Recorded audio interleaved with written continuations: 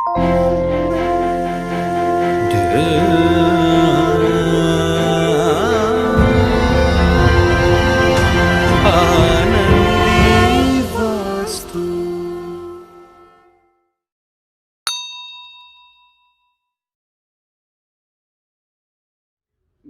मी आनंद पिंपळकर. आज आपण काही वास्तुशास्त्रीय आणि ज्योतिषशास्त्रीय उपाय पाहणार आहोत.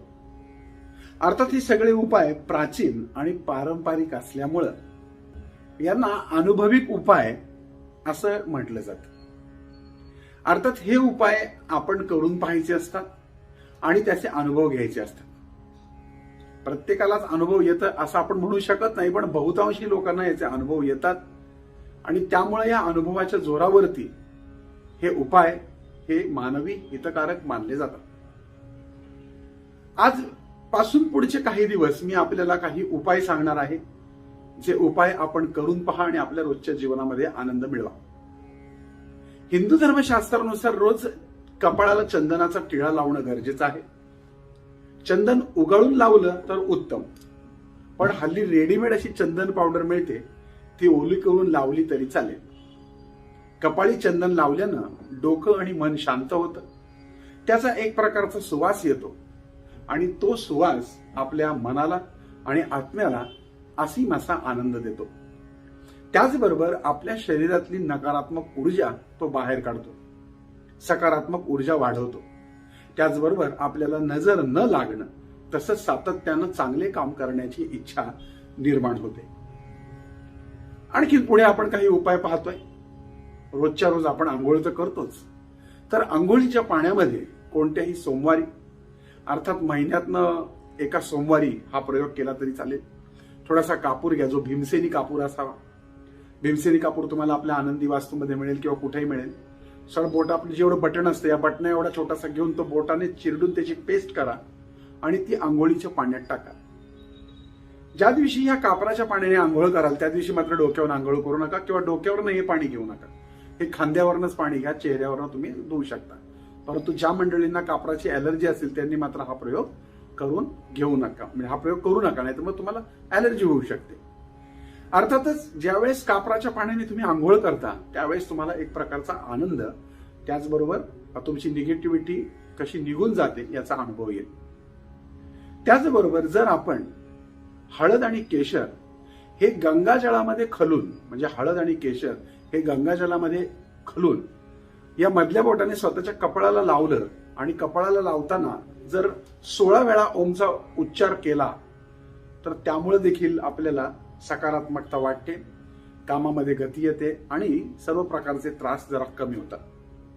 आता मी तुम्हाला आणखीन एक गंमतशीर उपाय सांगतो की ज्या उपायामुळे तुम्हाला निश्चित धनप्राप्ती होते, पण अर्थात कष्ट न करता, काहीही काम न करता असं काही होत नसतं. त्यामुळे तुमच्या कामाच्या कष्टाच्या जोडीबरोबर हा उपाय केला तर त्याचा तुम्हाला अनुभव येईल आणि तो आलेला अनुभव तुम्ही आम्हाला जरूर कळवा. काय करा, एक छोटीशी चांदीची वाटी घ्या. चांदीची नसेल तर छोटीशी स्टीलची वाटी घ्या. त्यात थोडं हळदी कुंकू घ्या आणि त्या हळदी कुंकवामध्ये थोडंसं सोनं ठेवा. अगदी 1 ग्राम सोन्याची तार किंवा वेढं ठेवलं तरी चालेल. रोज सकाळी उठल्यानंतर, आंघोळ केल्यानंतर जी नाडी चालू असेल, आता तुम्ही म्हणाल नाडी म्हणजे कुठली नाडी आणि ती कशी ओळखायची, म्हणून पहिल्यांदा सांगतो. आपल्या नाकपुडीने तुम्ही जेव्हा श्वास घेता तेव्हा तुमच्या लक्षात येतं की एका नाकपुडीचा श्वास जरा इझी जातो आणि एका नाकपुडीचा जरा जड जातो. आता मी बघितलं तर माझा डाव्या नाकपुडीचा श्वास आता जोरात जातोय, उजव्या नाकपुडीचा कमी जातोय. याचा अर्थ माझी डावी नाकपुडी चालू आहे आता. रोज सकाळी आंघोळ केल्यानंतर तुम्ही अशा पद्धतीने चेक करा आणि तुमची कुठली नाडी म्हणजे कुठली नाकपुडी चालू आहे, कुठला सहज श्वास घेता येतो ते पहा. जर तुमच्या उजव्या नाकपुडीनं सहज श्वास जात असेल तर उजव्या हातानं दोन्ही श्वास ओढून हळदी कुंकू त्या म्हणजे सोन्यावरती तुम्हाला व्हायचं आहे, म्हणजे नवीन हळदी कुंकू त्यावरती व्हायचं आहे. आणि अंगठा आणि अनामिका, म्हणजे अंगठा म्हणजे हे बोट आणि अनामिका म्हणजे करंगळी शेजारचं बोट, अशी एक मुद्रा तयार करायची व आपल्याला जी रक्कम हवी आहे, आपल्याला जी धनप्राप्ती हवी आहे ती कशा स्वरूपाची हवी आहे तशा पद्धतीची प्रार्थना त्या सुवर्णाला करायची. ही मुद्रा अशी करायची आणि दोन्ही हाताची केली तरी चालेल, म्हणजे करंगळी शेजारचा बोट आणि अंगठा दोन्ही हाताची अशी मुद्रा करून त्या सोन्यासमोर बसून तुम्ही तुमच्या मनोमन तुम्हाला जी काही रक्कम हवी आहे त्या प्राप्तीची इच्छा व्यक्त करून मग नंतर ते जे समोर ठेवलेलं सोनं आहे ते डोळ्याला आणि कपाळाला लावून आपल्याला हवी असलेली रक्कम मागावी. हा प्रयोग करून पहा आणि आलेला अनुभव मला जरूर कळवा. त्याचबरोबर ज्या मंडळींचे पैसे अडकलेले असतात त्यांचे देखील पैसे याच पद्धतीने तुम्हाला मिळू शकतात. अर्थात ज्यावेळेस मुद्रा कराल त्यावेळेस तुम्हाला ती जी काय अपेक्षा आहे ती बोलायची आहे. अर्थात याबाबत मी कोणती खात्री देत नाही, पण तुम्ही करून बघायला हरकत नाही. चला आता आपण पुढचे उपाय पाहूया.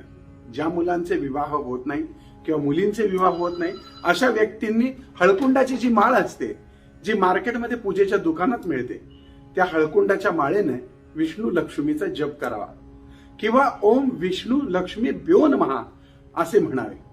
मग ही माळ स्वतःच्या गळ्यामध्ये रोज धारण करावी. याला खाण्यापिण्याचं तसंच स्त्री शिवतीचं कोणतंही बंधन नसतं आणि म्हणून ही हळदीची माळ या पद्धतीने जप करून गळ्यात नियमित घालावी. लग्नानंतर ही गळ्यात ठेवली तरी चालते. आता पुढचा उपाय, ज्या पती पत्नींमध्ये वारंवार खल होत असतात, भांडणं होत असतात, अशांनी बेडरूमच्या ईशान्य कोपऱ्याच्या भिंतीवरती राधाकृष्णाचा फोटो लावावा. पण कृष्णाचा उजवा पाय हा पुढे दुमडलेला असावा, डावा नको. त्याचबरोबर तुमच्या बेडमध्ये वास्तुमंजुषा नावाची वस्तू ठेवावी. यायोगे वास्तुदोष, नजर, सर्व प्रकारच्या बाधा या निवारण होण्यास मदत होते. असं म्हणतात की घरामध्ये जर आपण पूर्वजांचे आणि मृत व्यक्तींचे फोटो लावत असू तर त्याला कधीही मोकळे लावू नये. एखादी मोत्याची माळा त्याला घालावी किंवा चंदनाच्या फुलाचा हार मिळतो तो देखील लावा. चंदनाचा हार म्हणजे चंदनाचे ते पापुद्रे असतात त्याच्यापासून ती बनवलेली फुलं असतात आणि त्या चंदनाचा हार तुम्ही त्या मृत व्यक्तीच्या फोटोला घालावा. रिकामा फोटो कधीही लावू नये.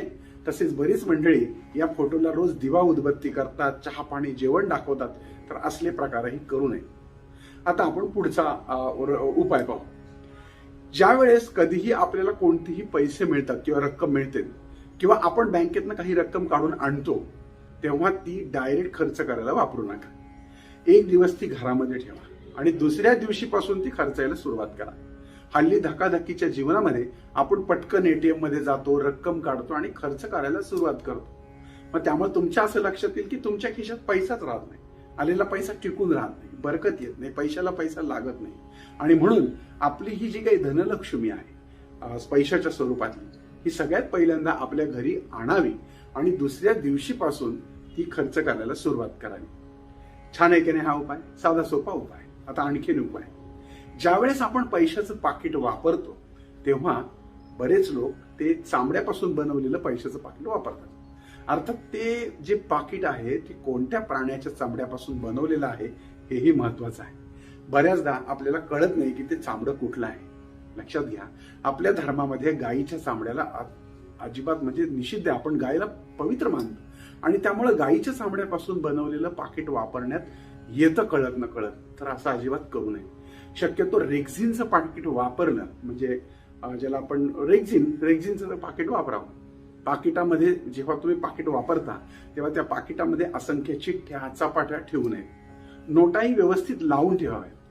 बरेच लोक पाकिटामध्ये मुलाबाळांचे फोटो, पत्नीचे फोटो ठेवतात, तर तसेही ठेवू नये. बऱ्याच ठिकाणी जातात, देवाधर्माला जातात, तिथून ते अंगारे झोपारे, काही पूजा केलेली हळदी कुंकू अशा प्रकारच्या पुड्या देखील आपल्या पाकिटामध्ये ठेवलेल्या असतात. तर अशा प्रकारच्या पुड्या देखील त्या पाकिटात ठेवू नये. पाकिटामध्ये एखाद दुसरा सुट्टा रुपया आज जरूर ठेवा. असे हे साधे सोपे उपाय आहेत. हे उपाय केल्यानंतर तुम्हाला मानसिक आनंद तर मिळेलच, पण हे केल्यानंतर जो अनुभव येईल तो आम्हाला तुम्ही जरूर शेअर करा. अजूनही खूप सारे उपाय आहेत, पण ते आपण पुढच्या काही भागांमध्ये पाहणार आहोत. बरेच लोक म्हणतात की आम्हाला असंख्य उपाय तुमच्याकडनं माहिती हवी आहे आणि म्हणून पुढच्या 9 भागांमध्ये म्हणजे मी एकूण 10-11 भाग करणार आहे, त्यामध्ये आपल्याला भरपूर उपाय सांगणार आहे, ज्या उपायांमुळे आपल्याला सुख, शांती, समृद्धी, संतती, संपत्ती, आरोग्य, ऐश्वर्य सगळं प्राप्त होईल, तुमचं जीवन आनंदी होईल. आणि अर्थातच हे उपाय अनुभवसिद्ध असल्यामुळं मी अशा प्रकारचा कोणताही दावा करणार नाही की यांनी फरक पडतोच. तुम्ही मात्र हे करून पहा आणि मला जरूर कळवा, म्हणजे मला देखील अनुभवाच्या शिदोरीमध्ये माझ्या वाढ होईल. पुढचा भाग तुम्हाला बघायचा आहे, पुढचे अनुभवसिद्ध उपाय तुम्हाला जाणून घ्यायचे, पण सगळ्यात महत्वाचं म्हणजे हा जो वेळ मी तुमच्यासाठी घालवतो, मी हे जे काही करतो हे तुमच्या भल्यासाठी करतो. आणि म्हणूनच तुम्ही आनंद पिंपळकर आनंदी वास्तू हे फेसबुक पेज, याच नावाचं युट्यूब चॅनल लाईक सबस्क्राईब करून बेल आयकॉनला क्लिक केले नसेल तर त्वरित करा, कारण आपलं टार्गेट पुढे 10 लाख आपला आनंदी परिवार गोळा करण्याचा आहे. आणि म्हणून तुम्ही पण करा आणि इतरांनाही सांगा. आजचा हा उपायाचा भाग आपल्याला कसा वाटला, याबाबत आपल्याला काय वाटतं ते जरूर कमेंट्समध्ये लिहून सांगा. पुन्हा भेटूयात पुढच्या भाग 2, उपाय भाग 2 यामध्ये. तोपर्यंत तुमच्या आनंद पिंपळकरचा तुम्हाला जय जय साईराम.